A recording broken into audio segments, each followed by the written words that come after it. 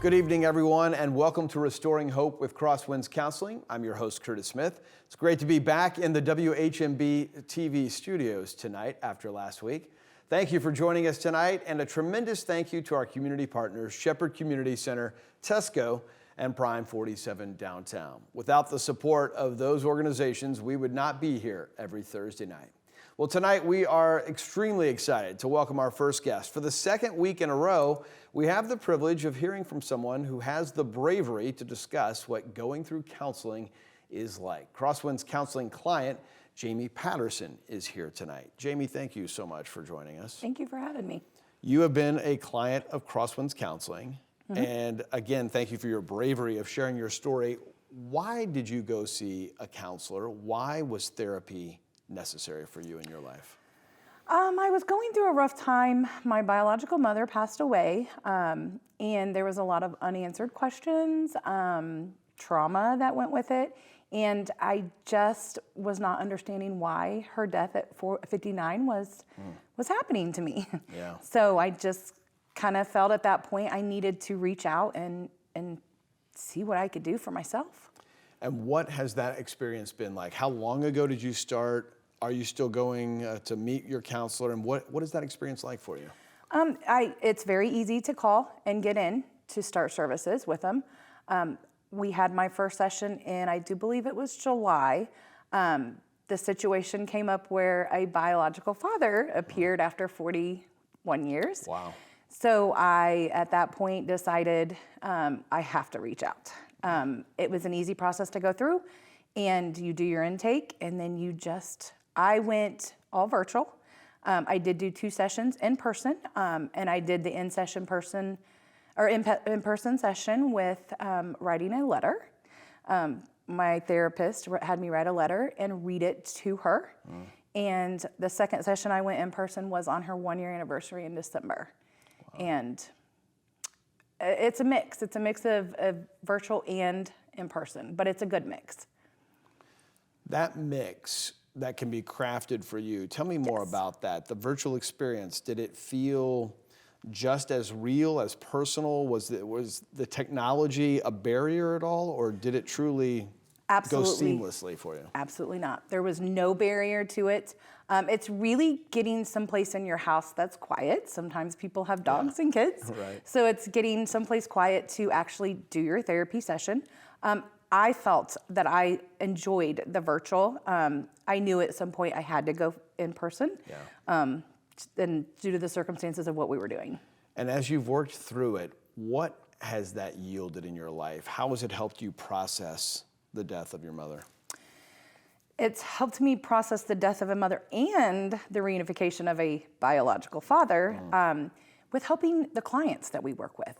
I'm a supervisor, so I work with my staff and helping them understand the process of adoption and the feelings that children go through growing up that were in the system that did get adopted and being pulled between a adoption and your biological parents. And the company you work for is a company called Lifeline Youth and Family Services, which is a sister organization of Crosswinds Counseling. So you have truly seen it from both sides. Tell us a little bit more. You've been with Lifeline for about 5 years. Tell us a little bit more about what that work looks like on a day-to-day basis, working with families in that situation. I'm dealing with families that are in the exact same situation I was in. I was fortunate enough to get out of that situation and was adopted and succeeded in life. And I want to see our clients succeed because they're going through exactly what I went through. And if I can succeed, I just want to see them succeed and have the life that I was given. The fact that you have that experience with Lifeline, did it help to debunk or remove the stigma, or did it actually make it a little tougher for you to think, wow, I'm usually on this side and now I kind of need to be on this side? No, I knew to me, therapy is a good thing. So either being on the side of helping clients or getting help myself, I can't help my clients if I'm not 100% myself. So it was one thing I knew I had to do. Yeah. On the Crosswinds side, a lot of folks are reluctant sometimes to jump into therapy, to meet with a counselor. For those people who maybe are afraid of it because of the stigma or some other stumbling block is there, what would you say to them? How would you encourage them to take that step, and why should they then take the leap of faith to see a counselor? One thing I've learned is you cannot give what you do not possess. And if I was not 100%, I could not pour into the staff I was working with for them to go out and pour into the clients that we're working with. So you have to be 100%, and if that means getting therapy, there's nothing wrong with that. It's okay. Yeah. I don't know if any of us are ever 100%. Are you closer? Are you getting there today? I'm closer. I understand the trauma a lot better, and I understand I did what I could, and there's nothing more I could have done to fix the relationship. I was the child, and I had to really step back and learn that. Yeah. Today in the studio, you have a beautiful reminder I do. Of your mother. Would you mind showing it to us? Tell me about, Ooh. It's heavy. It is heavy. Tell me about this. What is this? So in this heart, we had my biological mother cremated, and I sent off some of her ashes, and if you look really closely into the white, these are her ashes. Wow. And then I had the back engraved with her name and a heart, with the angel wings and a heart. But you just send this off, the ashes, it was a tablespoon, and they create this whole design. You get to pick, like if you want a heart or a starfish, and the colors you want in it. Wow. And they send it back like this. And to be able to literally have her Yes. in your hands right now, to Yes. be able to bring her here, bring her to therapy with you, Yep. what does that mean to you? It meant a lot. In one of my sessions, I was asked to write a letter, and I read that letter in session. But then I was asked to look at the heart and read the letter. And it was a whole new whirlwind of emotions having to read it to her. Yeah. But it's nice that if I need to take her with me somewhere, I can take her with me somewhere. That's awesome. Jamie, thank you again. I don't know if the right word is bravery or courage, whatever it is that you have that allows you to share your story. I greatly appreciate it, but I think a lot of people do because it's so relatable and so many people go through this. We talked before we started, everyone's going to die. Everyone's going to have people around them that die, and these are real things that we all cope with and have to deal with, and your willingness to share your story means a lot, so thank you so much. No, thank you. If my testimony can reach one person out there to reach out for help, that's what I'm here for. Awesome. Jamie, thanks again. Thank you. We'll be right back.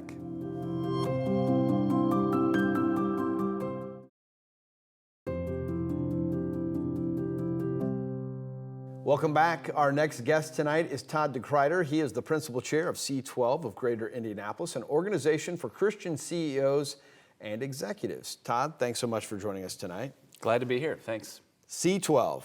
Yeah. Tell me all about it. What is C12? So we grow great businesses for a greater purpose. We work with Christian business owners and CEOs that want to have an impact bigger than just the bottom line. And not just here in Indianapolis, you're kind of a national organization. Yeah, we actually have about 3,200 members around the country. Wow. We were started in 1992 down in Tampa, Florida by a guy named Buck Jacobs, who's as gentle as a Mack truck. He's a delightful man. He's one of those forces of nature to get stuff done. Neat man. And are those clients truly spread all over the country?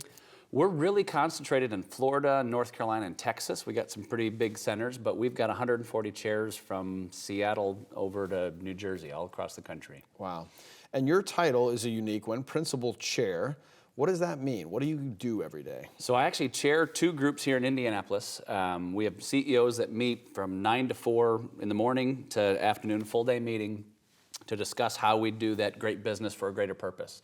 Wow. And so I facilitate two of those groups, and then I coach the CEOs outside of that, kind of 60 to 90 minutes once a month. It's a pretty awesome job. Running with these missional business leaders has been a blast. Absolutely fun. As you dig in with them, what are the challenges? I think we can all name a couple of them right off the bat that are pretty universal, but what are some of the challenges that you're seeing for Christian CEOs and executives in the work world today? So they're definitely facing all of the normal issues of business, the hiring and firing and the great resignation that we find ourselves in with this tight labor market. How do we find, recruit, the culture of a business, all those pieces, the supply chain stuff that's breaking down, all of the normal aspects of business. And then the unique part of our group is they're trying to do this but have an impact at their supply chain at the same time. We kind of say we're at the mix of three things. Business is excellence. How do we do business even as ministry? So how do we have an impact and then align it with the family? And so all of those, depending on which guy you're talking to or gal you're talking to, shows up differently. I would think in the for-profit, non-Christian world, if you're running a secular company, that gets especially tricky. How do you manage that? How do the men and women that you work with, how do they juggle that? How do they get those two things to align? So we kind of talk in two realms. One, we want to have best practices. So part of being peer advice is I don't have to have the answers, which is lovely. We get to connect them with other like-minded people, and so we can talk about best practices of, hey, we did this or we tried this, and it's kind of, we're definitely not prescriptive, but more kind of descriptive. Hey, this is what one guy tried. This gal did it this way. Try this. But then also in by light of protocols. So if you're going to make a stand and be distinctively Christian or even purpose-driven, faith-driven, whatever your language is, you need to have some protocols in place. In a world that's pretty litigious, in a world that doesn't or thinks Christianity means you're anti-fill-in-the-blank, you probably need some protocols in place in regards to your operating agreement, in regards to how you hire and fire and onboard in a way that allows you to live out your faith and allows your employees to live out theirs as well. And that sounds like a very tricky thing to do. Are people able to successfully do it? The world is such a strange place right now. Is it going well for a lot of organizations, or is it really tough sledding these days? Whenever you have what we call VUCA, volatility, uncertainty, complexity, and ambiguity, you really need a leader. And so we've had some guys, one of our businesses, Corona almost killed. Like he came in 1 month, was like, all right, guys, I wrote my last checks. I'm out. I don't think we can make it. And the guys go, no, hold on. And we gave them kind of three big things to walk away and do. They were hard, for sure. They required him to be on the ground, boots on the ground, rather than in the clouds again, running the business. But for the guys that have made the changes quickly and have adapted and have leadership and been decisive, again, weighing in insight and wisdom, revelation, all that stuff, they've done extremely well. But it's not without its stressors, right? Yeah, which typically shows up in missing a few ball games or gaining a few pounds or all that kind of stuff, which is less fun to talk about, but is part of the life of a CEO. Tell me, again, take me through VUCA. I like that. Yeah, volatility, uncertainty, complexity, and ambiguity, which kind of sounds like the great thing we've just lived through the last 2 years. I was just going to say, that sounds like every day for every single person. Yeah. Like we can all probably relate to at least one of those and probably all four. And God bless the CEOs, they have all of them. Like it's just with, whether it's supply chain breaking down, whether it's the tight labor market, whether it's just the personal stuff that we've done, or this divisive political environment. There's so much that's at stake, and as a CEO or leader, people typically look to them and go, well, what are you doing? How are you doing on that regard? Or, man, my kid's school is doing this. How are you doing with school? So it's, where do they go to get a place to talk is essential, that mental health community, whatever we call it. Right. You've got to have a kind of a band of brothers and sisters you're coming alongside, which is where we fill in. Yeah. Let's talk about Crosswinds Counseling. We offer corporate counseling, which is, I think it's a good service to offer on the face of it, of course, but there's also this retention piece of trying to appeal to your workers, trying to retain them. That seems like a real struggle these days, and employers and leaders, whether they be a CEO or in HR, they've got to come up with more now to offer people to entice them to come work and to stay engaged in work. How important is that corporate counseling piece as you look across the landscape of organizations? Well, it's funny when you look at millennials, the largest portion of the workforce right now of 36%. Okay. And the number 1, 2, and number 3 things they're looking for are not more dollars of benefits. They're looking for the culture, the work pace, the ability to advance, things like counseling, mental health. And it's not ping pong and beer bongs, whatever stupidity you have of a tech company that does silly things. Right. Culture is important, whether it turns into ping pongs and kegs and whatever. put that aside. I think it's just a stiff arm. What they're looking for, really, at the end of the day, is a boss, a manager who loves and cares, can listen and empathetically. And certain bosses don't have that wiring, so it's great to have something more like a counselor, like a chaplain, to come alongside, have the confidentiality piece that often bosses don't get as well. So having mental health provided via counselor, via chaplain, whatever, a pastor, it's essential, especially living through the last 2 years like we have. Right. People don't leave organizations, they leave leaders or leave managers. That really is true, isn't it? 100%. You get excited about the idea of what's going on, you get excited about the organization, the vision, the mission, what we're trying to accomplish, which is the big picture. But when the boots hit the ground, it's the person leading you. If they're less than beneficial, toxic, distracted, whatever it is, they usually leave for the manager. Todd, thanks so much for all you're doing in Indianapolis and beyond. And thanks for being here on Restoring Hope. Appreciate it. Thanks for having me on. Of course. We'll be right back.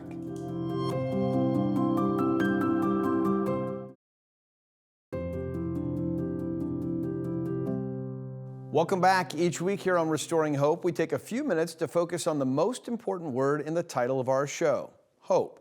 Tonight, we welcome back Crosswinds chaplain Will Gross. Will is going to take us to Psalm 18 as he reminds us that God still hears us when we call upon him.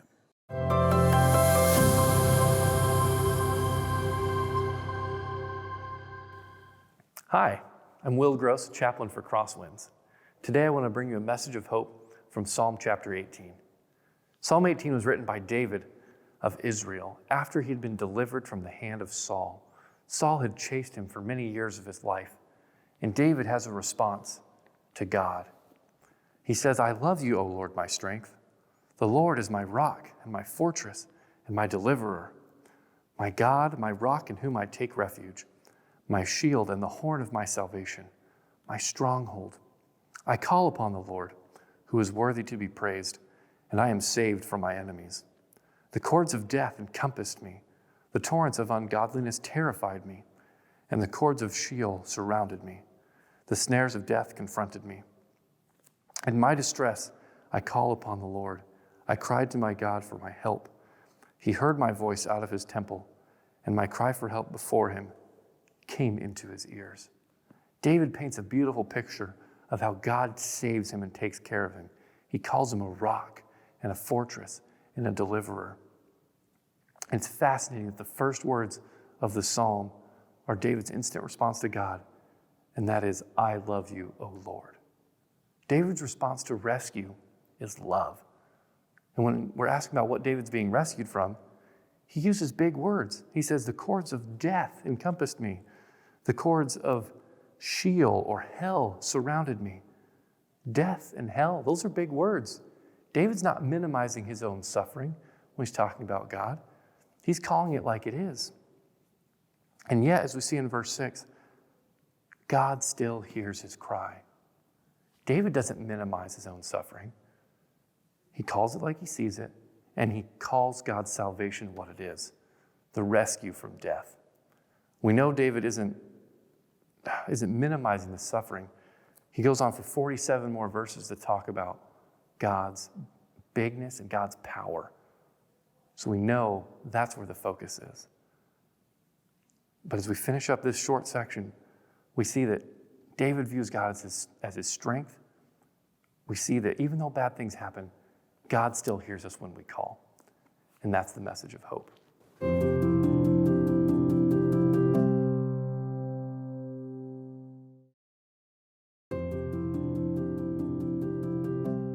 Welcome back to Restoring Hope with Crosswinds Counseling. Before the break, Will reminded us of the hope we have in God. Every day, Crosswinds counselors work with people to remind them of that very hope and to work with them to overcome the challenges they're facing in life. Each week, we introduce you to one of those counselors, and they get the chance to share their thoughts with all of you. Tonight, Rita Baraki is here to talk about wellness dimensions.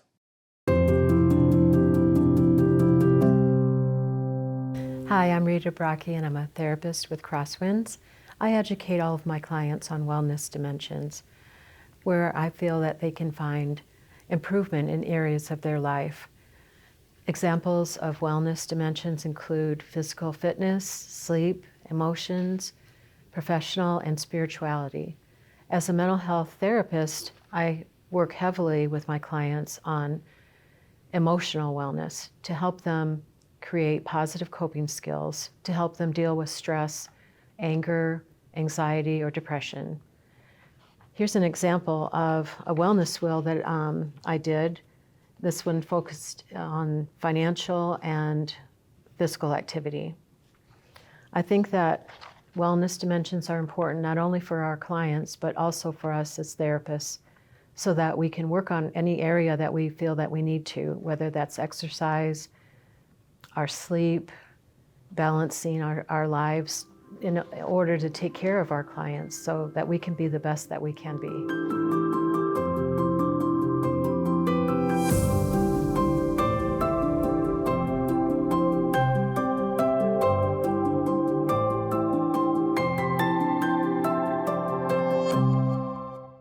Thanks, Rita. I think we can all easily let those dimensions slip to the back burner of our lives. Well, if you would like to meet with Rita or one of our other qualified and compassionate counselors, you can go to crosswindscounseling.org to learn more about them and start the scheduling process. Perhaps you're in a different situation, though. If you are a counselor or a therapist looking for a great place to work, Crosswinds Counseling may be the right place for you to take your career.